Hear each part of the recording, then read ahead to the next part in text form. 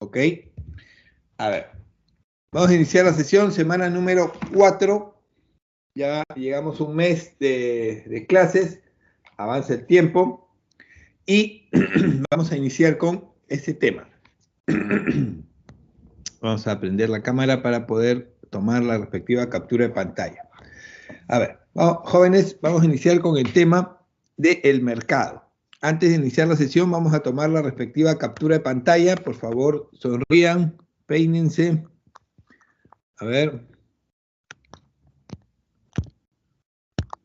Un ratito, no agarra.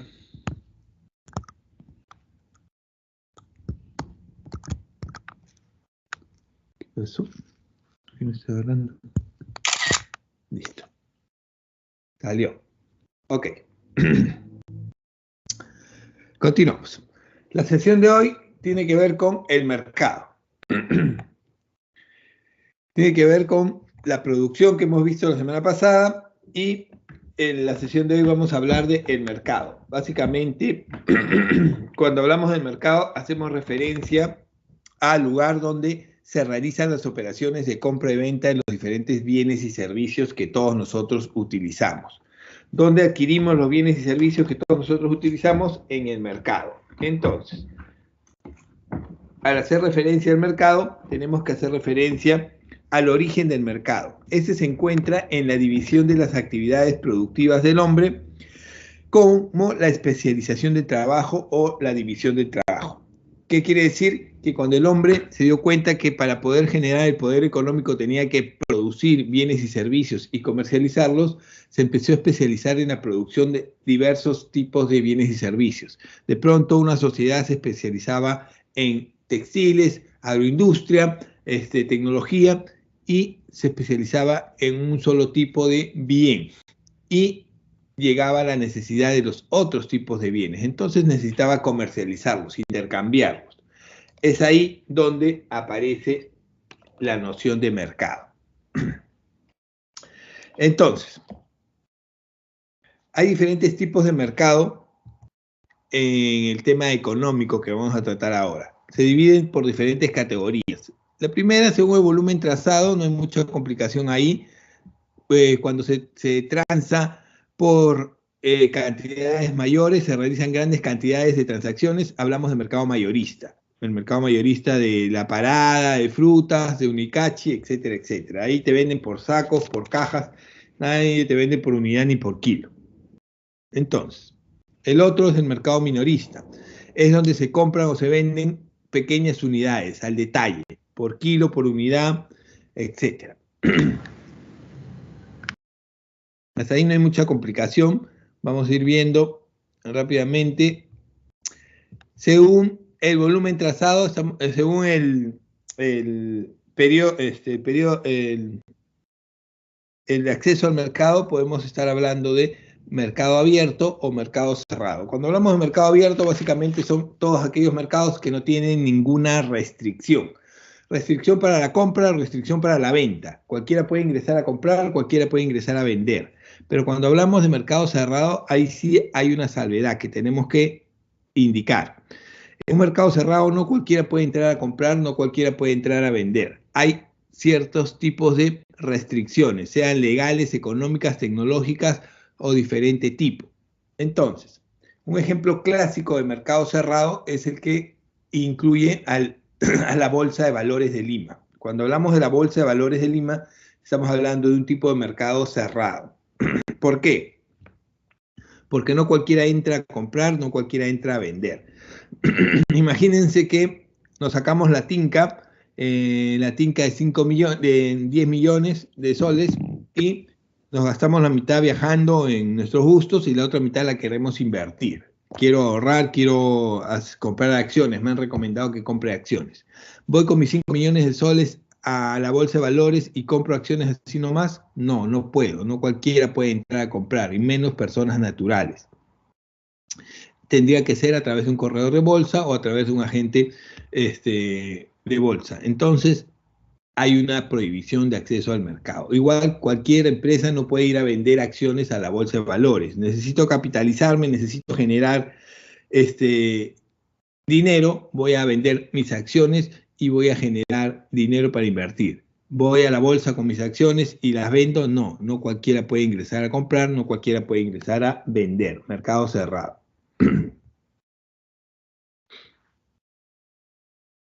Según el periodo de atención permanente o temporal, no hay mucha complicación ahí.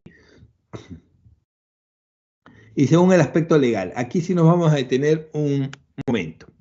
Cuando hablamos del aspecto legal, tenemos que hablar de 4 tipos de mercado. Mercado formal o legal, si quieren ponerlo así, mercado informal, mercado ilegal y mercado negro. ¿Por qué vamos a incidir en estas? Porque esto viene bastante dentro de las preguntas del examen. Si han revisado los exámenes anteriores, van a ver que cuando viene una pregunta sobre este tipo, de ley vienen estas 4 como alternativas y por ahí una quinta que puede ser mercado subterráneo si quieren. Entonces, es muy fácil llevarnos al error si es que no tenemos claro cuál es la diferencia entre uno y el otro. Las preguntas de texto sobre este tema son muy variadas, así que puede llevarnos a diferentes confusiones. Entonces, cuando hablamos de un mercado formal, cuando hablamos de un mercado formal estamos hablando de aquel donde las empresas que operan cumplen con todos los requisitos establecidos por ley. ¿Cuáles son los requisitos establecidos por ley? Mi licencia de funcionamiento, mi RUC, mi constitución de empresa, mi pago de impuestos, etcétera, etcétera. Una vez que he sacado todos los requisitos y me han dado la autorización de funcionamiento, puedo trabajar. Pertenezco al mercado formal. Soy una empresa que pertenece al mercado formal. ¿Ok? Entonces, ¿cuál vendría a ser el mercado informal? Es aquella donde las empresas que operan les falta alguno de esos requisitos legales o todos. Simplemente no lo sacaron y empezaron a operar. Si a mí me falta uno, dos o todos los requisitos, pertenezco al mercado informal. ¿Ok? He tramitado la mitad de los requisitos, pero la licencia demora mucho. Ya voy a ir funcionando mientras sale la licencia. No, estoy trabajando en el mercado informal. ¿Ok? En este mercado están todos los ambulantes, todos los mototaxistas, etcétera, etcétera. Todas las personas que comercializan de manera informal o ambulatoria. Entonces, yo les hago una pregunta para no pasarme toda la clase hablando solo. ¿Qué es lo que ocurre cuando a un comerciante informal lo sorprende la autoridad? ¿Qué es lo que pasa? Jóvenes, ¿qué es lo que ocurre cuando a un comerciante informal lo sorprende la autoridad? ¿Qué sanción le cae? Jóvenes, le quitan su decomiso de mercadería, sí, lo multan, sí, le cierran su local, sí. Entonces, ¿qué sanciones son esas? Sanciones administrativas. A un comerciante informal que lo sorprenden trabajando de esa manera, le cae una sanción administrativa. ¿Ok? ¿Por qué resaltamos eso? Porque el siguiente es el mercado ilegal. El mercado ilegal tiene que ver con aquel donde todo lo que se comercializa en ese mercado está prohibido de acuerdo a ley. Todos los productos que se comercialicen en el mercado ilegal están prohibidos de acuerdo a ley, porque atentan contra la vida, la salud o la economía de las personas. ¿Ok? Ejemplo de un mercado ilegal, mercado de medicinas adulteradas, la piratería o el contrabando. Entonces, en un mercado ilegal todo lo que se comercializa está prohibido por ley. Yo les vuelvo a preguntar, ¿qué es lo que ocurre o qué sanción le cae a un comerciante que es sorprendido en el mercado ilegal? Que lo sorprende la autoridad vendiendo cosas robadas, por ejemplo, o vendiendo drogas, o vendiendo medicinas adulteradas. ¿Qué sanción le cae? ¿Mm? Jóvenes,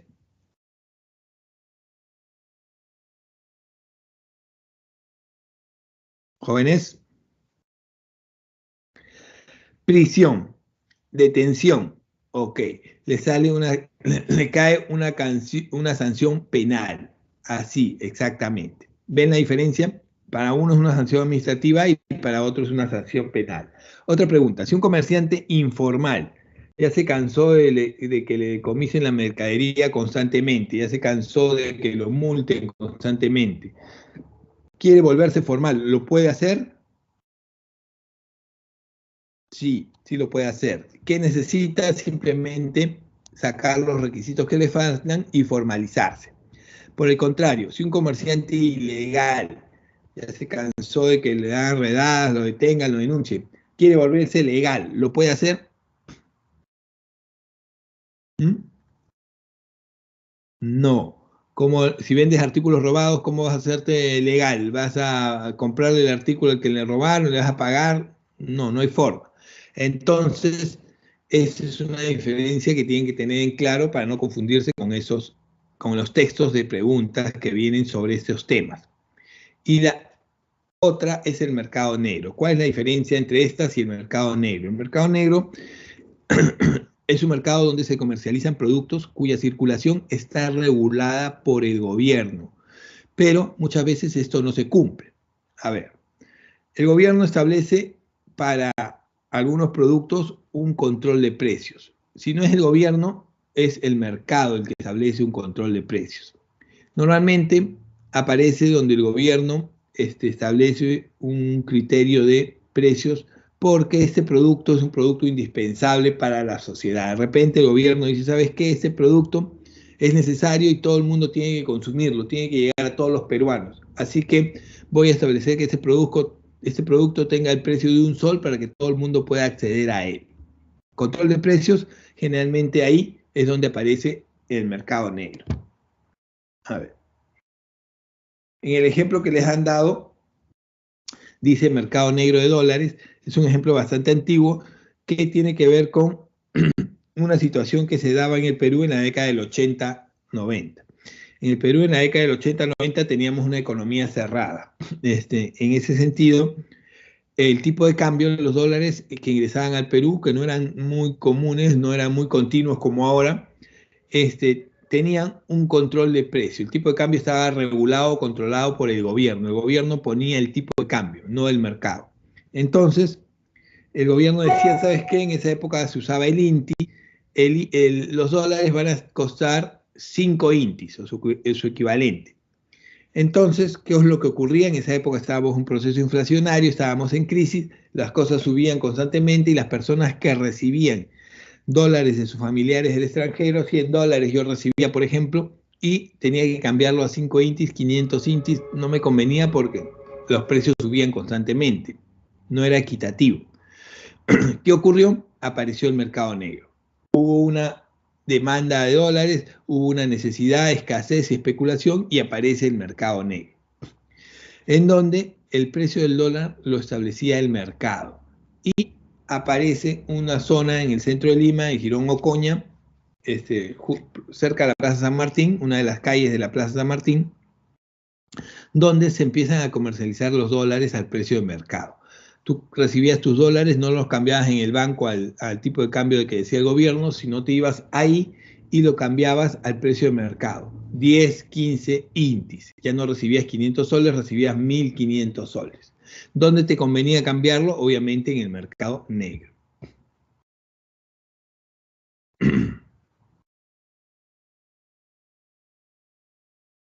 ¿Ok?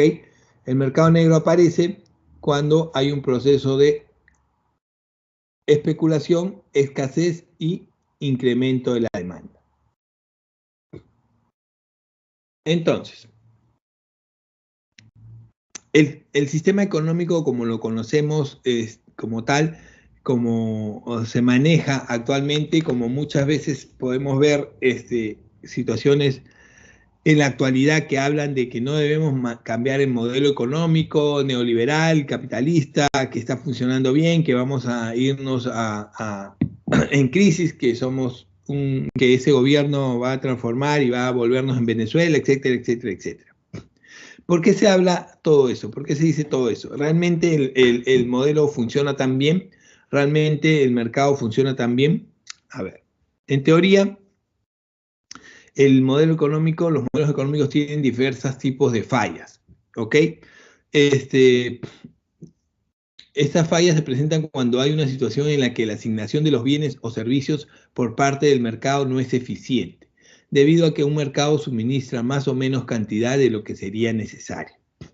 Se habla de fallas en el mercado porque establecemos que el mercado se debe regir por la oferta de la ley y la demanda. La economía debe regirse según la ley de la oferta y la demanda. Los precios en los mercados deben ser establecidos por el libre juego de la oferta y la demanda. Eso sería en teoría lo ideal, pero en realidad eso no es lo que ocurre, porque lamentablemente empiezan a surgir diversas fallas y errores en el mercado que hacen que la economía empiece a entrar en problemas. ¿Cuáles son esas fallas y errores? Las más comunes son la competencia imperfecta, las externalidades, la información asimétrica o los bienes públicos. ¿Ok? Vamos a ir explicando rápidamente cada uno de ellos porque es importante que los tengan presentes. Cuando hablamos de externalidades como fallas del mercado, ¿a qué nos referimos? Porque es importante determinar cuáles son las externalidades. A ver, estas se presentan cuando las actividades de las empresas o de los individuos que operan en el mercado dan lugar a costos o externalidades positivas o negativas. En ese sentido, la producción o el consumo de un bien empiezan a verse afectadas y afectan a terceras personas que normalmente no deberían ser afectadas en el proceso de este proceso económico.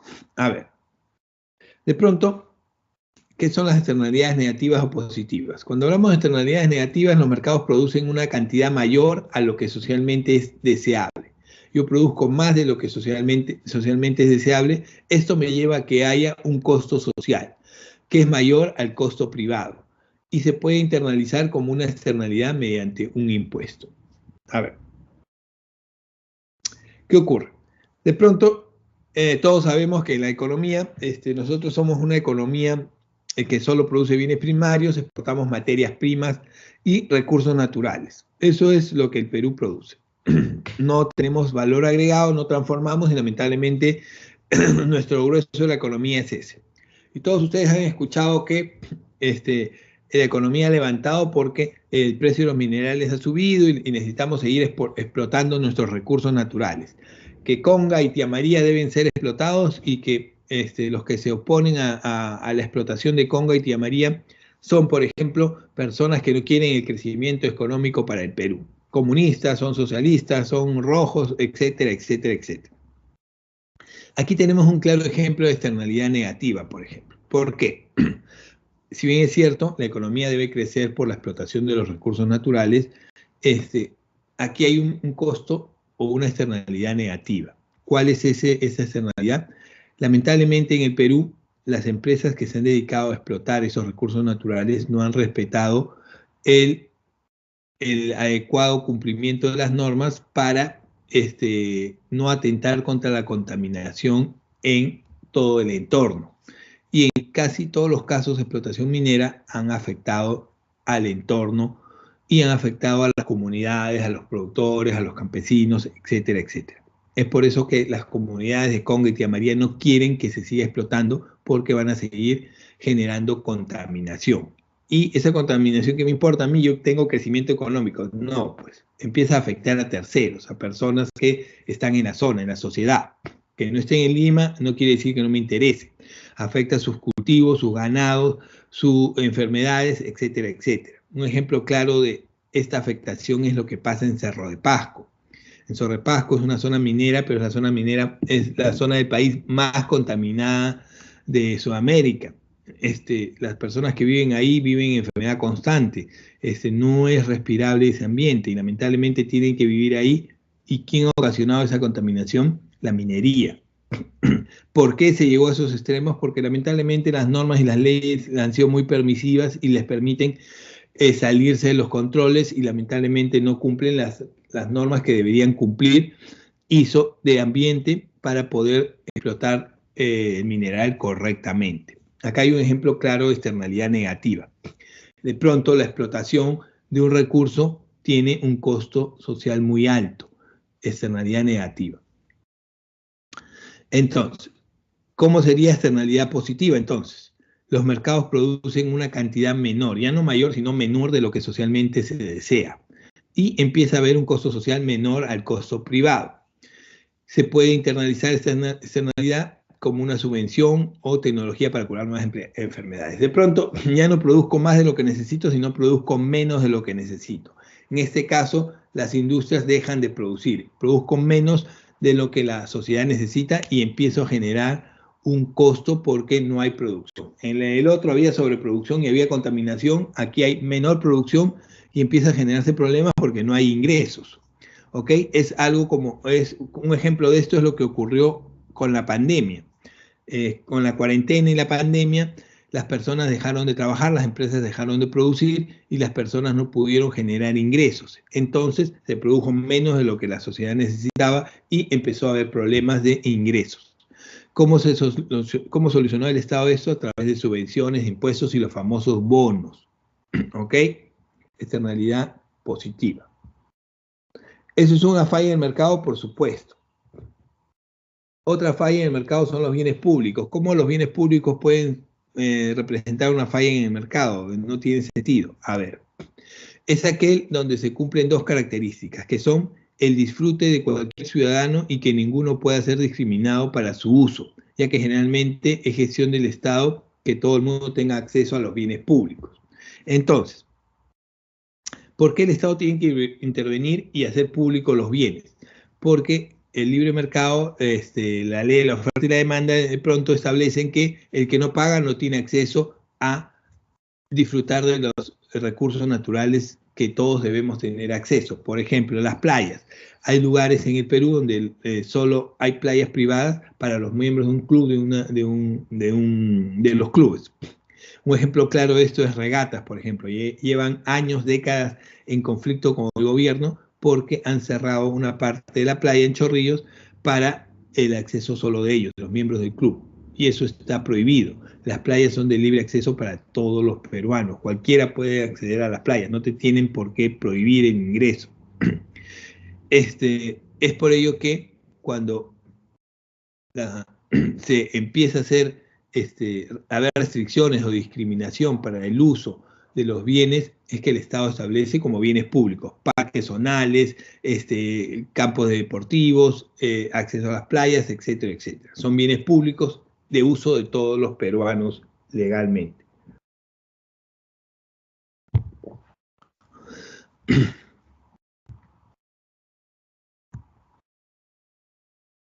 Información asimétrica. ¿Por qué la información asimétrica puede ser establecida como una falla en el mercado?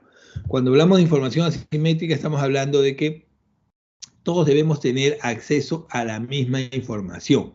Se refiere a las transacciones en las que una de las partes posee mejor información que otra. De pronto, sabemos que información es poder. Información, el que está mejor informado, el que se informa primero, el que conoce un acontecimiento primero, tiene mayores posibilidades y mayores ventajas que otro. Si esto lo llevamos al tema económico, podemos generar un desnivel en los ingresos de muchas personas. Una desventaja va a tener aquel que no tiene información sobre algo, sobre aquel que tiene información actualizada de un tema económico. Por lo general, el lado menos informado puede ser capaz de tener menos inferencia en las acciones que el lado más informado. Si yo estoy informado de que va a haber escasez de un producto, empiezo a juntar ese producto para subirle el precio, empiezo a subir el precio, empiezo a acumular más de ese producto y cuando llegue la escasez de ese producto, yo voy a tener abundancia de ese producto y los demás no van a tener nada. En ese sentido, la información es poder. Puede tener efectos considerables sobre el funcionamiento de los mercados. Puedo alterar el manejo de los mercados en el futuro, etcétera, etcétera.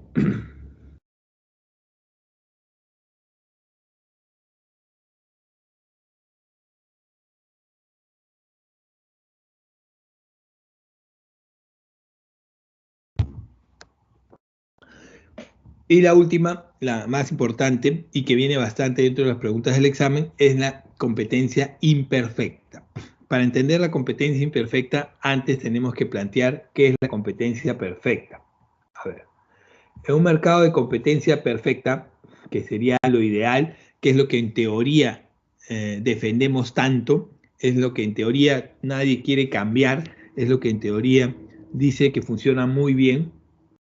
En un mercado de competencia perfecta, lo que los libros dicen que es y cómo debe ser la economía, nos dicen que es el mercado donde el precio de equilibrio de los bienes lo determina el mercado de acuerdo a la ley de la oferta y la demanda. Las empresas son consumidores precio-aceptantes, tanto empresas como consumidores son precio-aceptantes y este precio es determinado por el mercado. A ver, en teoría, ¿cuál es el funcionamiento ideal? ¿Qué es lo que debería ocurrir? La famosa ley de la oferta y la demanda. Los precios de todos los bienes deben ser establecidos por la ley de la oferta y la demanda. ¿Cómo funciona eso? Imagínense lo siguiente. Yo vengo de estudiar en Francia, en París, y ahí he perfeccionado mis habilidades para panadería y vengo al Perú para poner la mejor panadería del Perú. Entonces voy a poner una panadería, voy a vender panes con los mejores productos e insumos y con mi capacidad tecnológica y mi capacidad voy a vender los panes a un sol el pan francés. ¿Por qué? Pues porque es el pan más rico que van a comer ustedes, es el pan con las mejores materias primas e insumos y tiene mis habilidades, pues, obviamente. Entonces, ¿qué pasa cuando pongo la panadería vendiendo el pan a un sol? Cerca donde yo he puesto la panadería, hay 3, 4 panaderías que venden el pan a 30, a 20 centavos, 25, 30 centavos. Céntimos. ¿Dónde van a comprar las personas? ¿Van a dejar de comprar pan de 25 o 30 centavos y van a comprar mi pan de un sol? ¿Eso va a ocurrir? ¿Qué es lo que va a ocurrir? La gente de pronto va a cambiar de consumir el pan que normalmente consumen de 25 o 30 centavos y van a cambiarlo por el pan de un sol. ¿Eso va a ocurrir? ¿Qué creen ustedes? ¿Qué harían ustedes? No, obviamente eso no va a ocurrir. De pronto, algunas personas consumirán mi pan y verán una diferencia y dirán, sí vale la pena pagar sobreprecio, pero no la mayoría, muy pocas personas. Entonces, ¿qué es lo que voy a tener que hacer yo si quiero sobrevivir en el mercado? Voy a tener que reajustar mi precio, reajustar mi proceso y acomodarlo al precio que la mayoría lo está vendiendo, que el público ha aceptado como válido. Y lo voy a tener que bajar a 50, 40 o por ahí a 30, que es el precio promedio en el mercado. ¿Ok? Entonces, ¿qué ha pasado? El mercado, de acuerdo a la ley de la oferta y la demanda, como nadie me compra, ha hecho que yo regule el precio se regule. ¿Ok? ¿Qué hubiera subido? ¿Qué hubiera pasado si al revés? Todo el mundo sube el precio un solo, el precio hubiera subido hacia arriba. No, pero esta vez ha bajado porque la gente no está consumiendo y quiere que el precio esté a 30 centavos. Así debería funcionar el mercado en teoría. Pero lamentablemente esto suena muy bonito y no es real, no funciona de esa manera.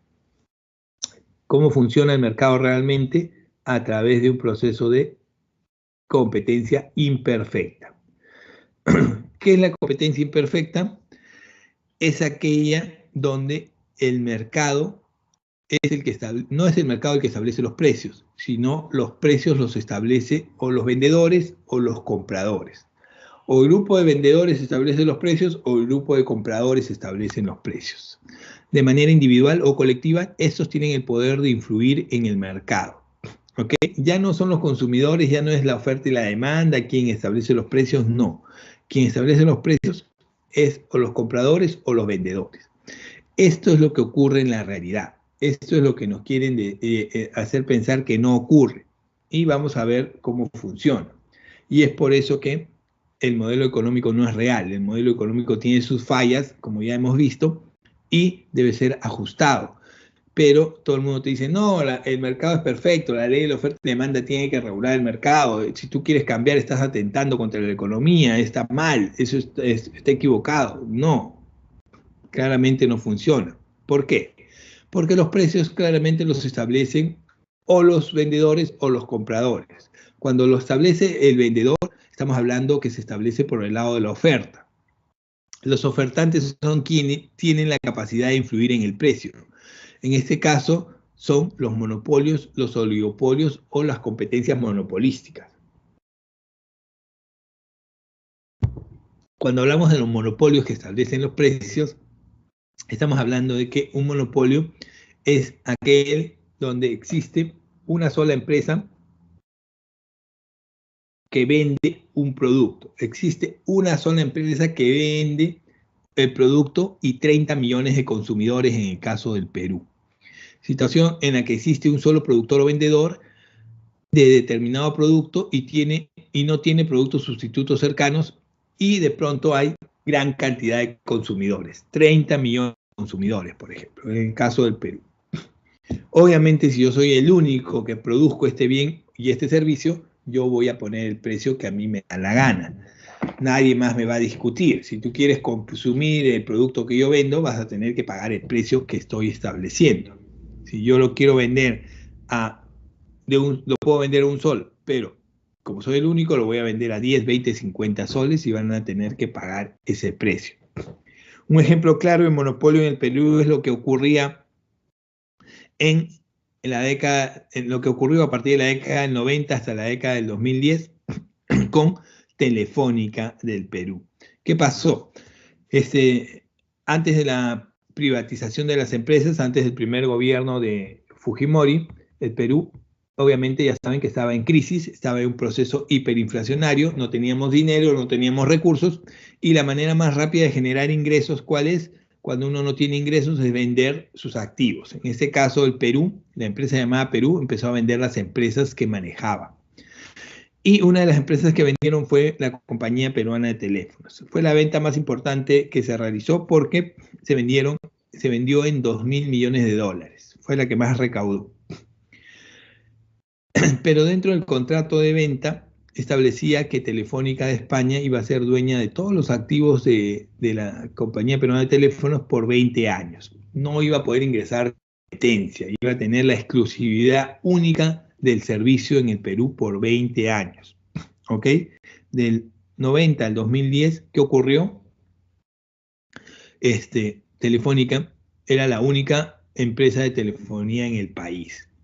Y debido a ello, se aprovechó y cobraba lo que quería. Pregúntenle a sus padres, en los recibos de teléfono de esa época, venía la famosa renta básica. En tu recibo venía una renta de 30 a 40 soles, que significaba que así no uses el teléfono, así simplemente lo tengas de adorno, así nadie te llame, así no llames, tú tenías que pagar 30 a 40 soles. Si después llamabas y hacías 10, 20, 50 llamadas y te llamaban igual, tenías que pagar por el servicio, te cobraban por cada llamada. O sea, tenías una renta mínima, no de 0, sino de 30 a 40 soles, y de ahí ya te cobraban todo el servicio que habías utilizado. Te estaban cobrando algo que es ilegal. Ahora ha desaparecido esa renta básica. Imagínate que en tu celular ahora tú recibes la tarifa de tu celular y te dicen ya, lo mínimo es 40 soles. Sobre eso están todas las llamadas y todos los servicios. Pero si no voy a utilizar, yo solo quiero WhatsApp, no voy a utilizar nada, no, 30 soles. Te cobraban ya un monto básico y con eso recuperaron su inversión. Por 20 años, imagínense. Monopolio. Otro ejemplo de que los ofertantes o productores influyen en los precios es el oligopolio. ¿Qué es un oligopolio? Ya no existe un único productor o vendedor, existen 2, 3 o 4. 4 vendedores o productores y gran cantidad de compradores. En este caso, 30 millones de consumidores. Un ejemplo de oligopolio en la actualidad es lo que ocurre con las comunicaciones. Ya no hay un solo proveedor, sino hay 4. Movistar, Claro, Entel y Vitel. Son los 4 más grandes y son las 4 únicas empresas en el Perú que proveen este servicio, pero tenemos 30 millones de consumidores. Igual es muy poco. Pueden negociar y negocian los precios, establecen los precios que a ellos les conviene. En ese sentido, ya tenemos un problema, porque ponen los precios y los servicios que quieren, y por eso tenemos por eso tenemos el Internet más malo de Latinoamérica, por eso hay tantas quejas por el tema de Internet, porque es un pésimo servicio, pero nos dan ese servicio porque son las únicas que hay y no te puedes cambiar. Te cambias de una a otra y es lo mismo. No lo mejoran porque son 4 empresas. Si quieres lo consumes, si no, ya tú verás qué haces. Tenemos el Internet más caro de Latinoamérica y el peor servicio de telefonía de la región, etcétera, etcétera, etcétera. ¿Por qué no lo mejoran? ¿Por qué no invierten? ¿Por qué? Porque no le da la gana, son un oligopolio y cobran por ese pésimo servicio.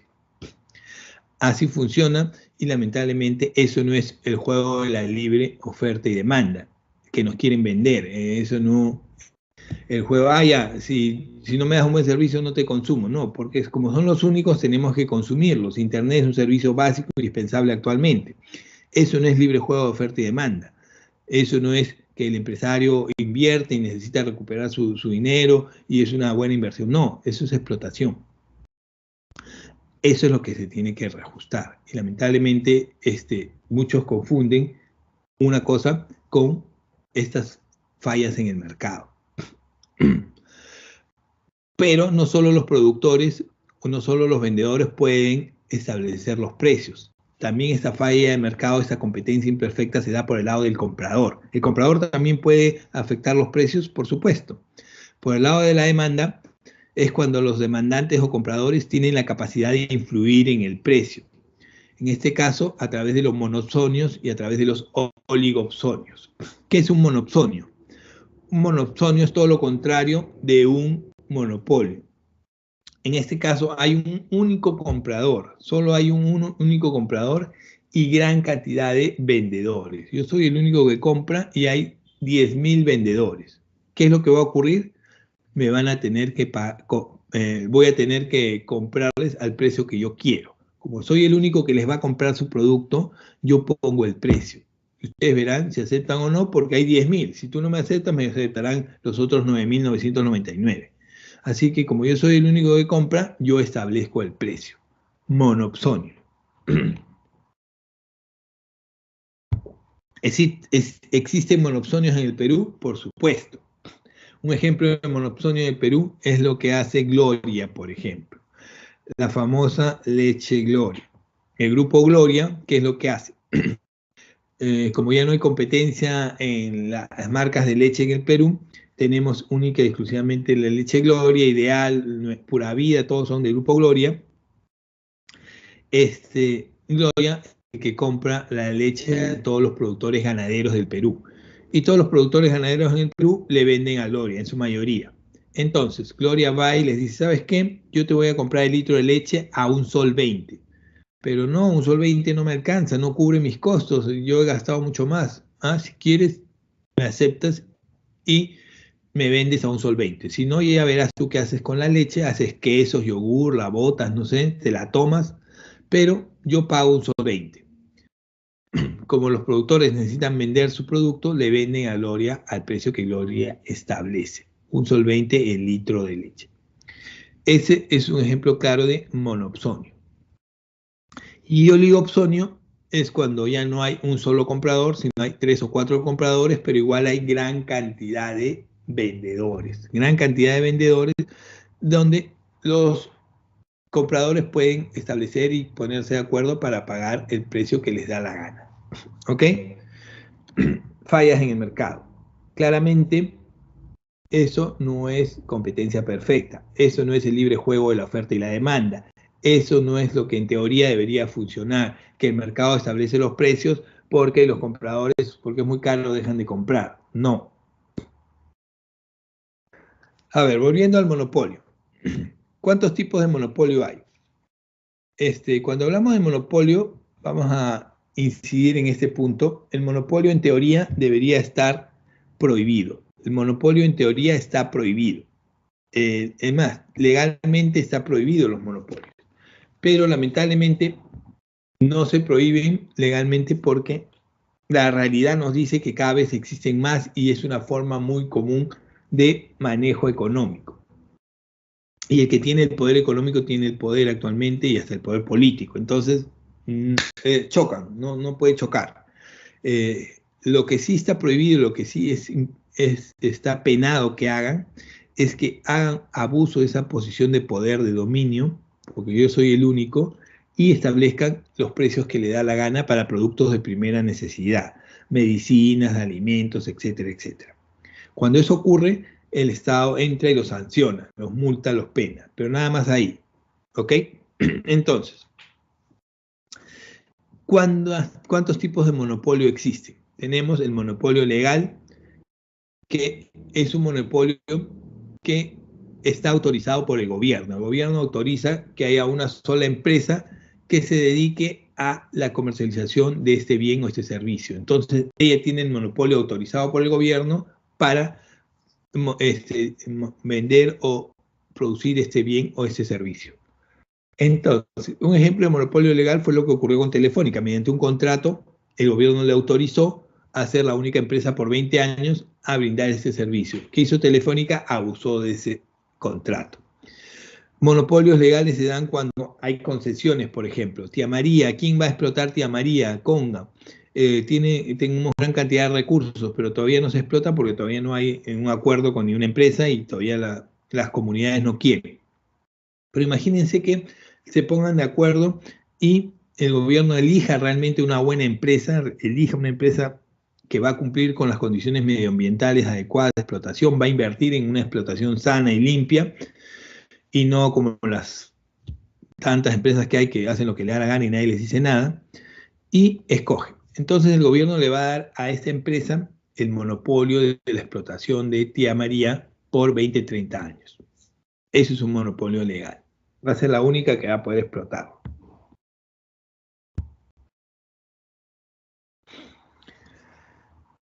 Otro tipo de monopolio es el monopolio natural.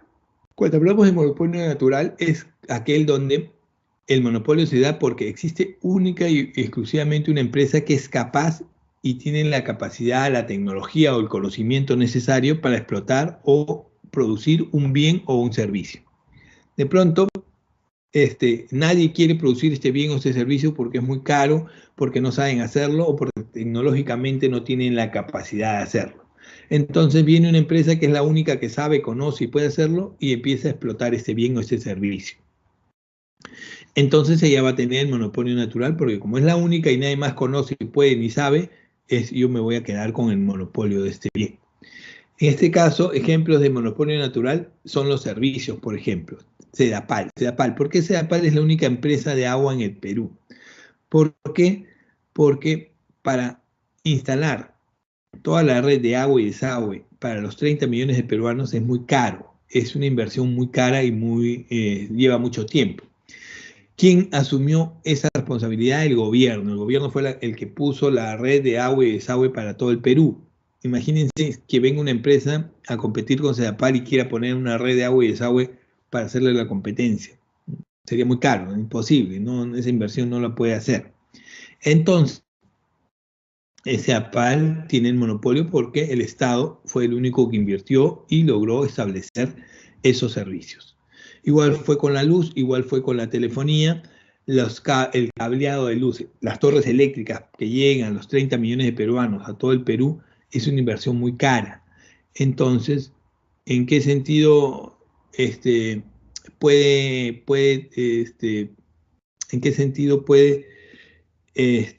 puede hacerlo? Lo hizo el Estado, el gobierno lo hizo. Y lamentablemente, después de las privatizaciones, le dio la administración de Electroperú a Luz del Sur y Edelnor, y ellas son las que administran esos recursos. No han invertido nada, simplemente administran esos recursos.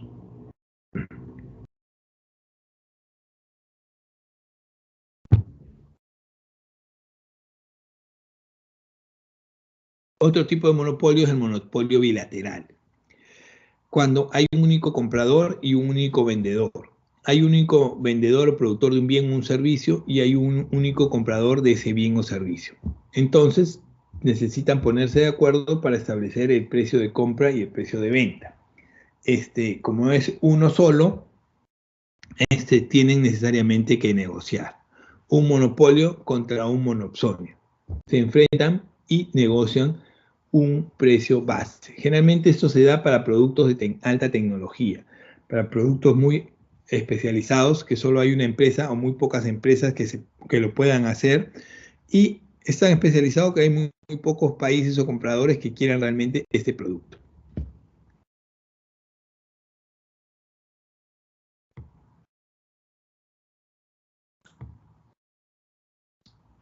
Esta parte de acá de los monopolios de concentración es una parte que viene bastante dentro de las preguntas del examen. Los textos sobre esto son bastante comunes y genera mucha confusión. ¿Por qué? Porque dentro de las alternativas de solución para estos textos viene lo mismo: cártel, trust, holding y grupo económico. Estos, si lo leen, si se ponen a leer las definiciones, son bastante parecidos y generan mucha confusión. Entonces tenemos que tener claro la diferencia básicamente entre cártel, trust y holding. Son muy parecidos, pero no es lo mismo. Cuando estamos hablando de un cártel, ¿qué es un cártel? Generalmente son asociaciones de empresas de la misma rama de la industria en la que cada una de ellas conserva su autonomía administrativa. Se fijan precios y niveles de producción. En este caso, el cártel tiene que ver con empresas que se juntan de la misma rama de la industria para controlar el precio y la producción. Una característica del cártel es que se juntan pero no pierden autonomía, no pierden independencia. Cada uno mantiene su autonomía e independencia. Y otra característica es que generalmente se juntan para actividades ilícitas, actividades que no son legalmente aceptables. Entonces, un ejemplo de cártel en el Perú fue lo que ocurrió en el año 2008, 2007 más o menos, donde existía todavía un oligopolio de farmacias. En el Perú existía hasta ese año un oligopolio de las farmacias. Ahora es un monopolio prácticamente. En ese sentido, este oligopolio agrupaba a las grandes cadenas como FASA, Incafarma, Arcángel, Mifarma, Torres de Limatambo, etcétera, etcétera. Y estas grandes cadenas se juntaron para establecer los precios de las medicinas. Quisieron poner un tope máximo para el precio de las medicinas. Entonces, las medicinas es un producto sensible para la sociedad, no puedes atentar contra eso. Y el gobierno tuvo que intervenir. Hicieron uso de su posición de poder para controlar el precio de las medicinas. Y el gobierno, a través de Indecopi, la sancionó. ¿Ok? Un cártel. Otro ejemplo de cártel es el ejemplo de los cárteles de la droga. Las drogas, los cárteles juntan para controlar la producción y el precio de las drogas que va a ingresar a Estados Unidos. Estados Unidos es el mayor consumidor de drogas del mundo y los cárteles quieren controlar eso. Mantienen su independencia, sí, pero quieren controlar el ingreso de este producto a Estados Unidos. Y obviamente el precio. Trust. ¿En qué se diferencia el trust del cártel? Son muy parecidos porque los trust agrupan a las mismas empresas de un mismo giro también, quieren controlar precio y producción también, pero aquí es la diferencia. Cuando se juntan, pierden autonomía. Se juntan 3, 4, 5 empresas y pierden su autonomía, pasan al control de una de esas empresas. ¿Ok? En ese sentido, un ejemplo de trust en el Perú fue lo que se dio con las cervezas. Con las cervezas, en el año 2000 al año 2005, hasta el año 2000 al año 2005 teníamos tres empresas que producían cerveza en el Perú. Eran 3 marcas diferentes. Bacus, que producía Cristal, Cervecerías del Cervesur, que producía Cusqueña, y Compañía Nacional de Cerveza, que producía Pilsen. 3 marcas diferentes. De pronto, la economía peruana se había abierto en el año 2000, empezaron a llegar las competencias de empresas extranjeras al Perú y la industria cervecera del Perú era una de las más fuertes. Entonces empezaron a llegar marcas extranjeras de cerveza mucho más grandes que las que existían en el Perú. Y para hacerle frente se juntaron las 3 empresas al mando de Bacus y establecieron un mismo nivel de producción y un mismo nivel de precios. ¿Para qué? Para hacerle competencia a las empresas que estaban llegando de afuera. ¿Qué ocurrió? Lograron vencer a las empresas, no pudieron ingresar, se mantuvo la marca en el mercado por mucho tiempo, hasta que las empresas extranjeras se cansaron y dijeron, ¿sabes qué? Compro Bacus y se acabó el asunto. ahora me perteneces y ahora hay un gran monopolio mundial de cervezas en el mundo.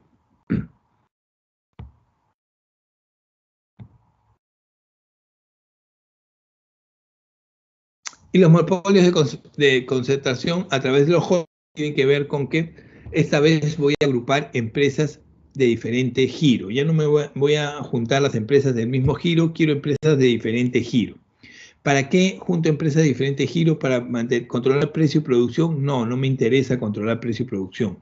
Lo que yo quiero controlar es sus ganancias, sus ingresos. De esta manera yo voy a tener participación de esas ganancias, de esos ingresos, y voy a tener la posibilidad de tener más ingresos. ¿No pierden autonomía, no pierden independencia? No, porque a mí me interesa que sean productivas. Así que si son productivas así, mejor, porque así más gano. Los holding agrupan empresas de diferente giro para controlar.